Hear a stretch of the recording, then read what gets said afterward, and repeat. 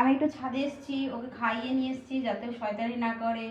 ও নিচে চলে গেছিলো কিন্তু তারপরে দেখে আমি আসছি না, ও এসে আমাকে ডাকছে, দাঁড়িয়ে দাঁড়িয়ে বসে বসে করে কাঁদছে। তাহলে এখানে আমি কোথায় যাব?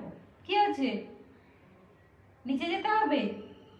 হ্যাঁ, ওখানে বসে বসে কান্নাকাটি করছে যে তুমিও নিচে চলো আমিও যাব।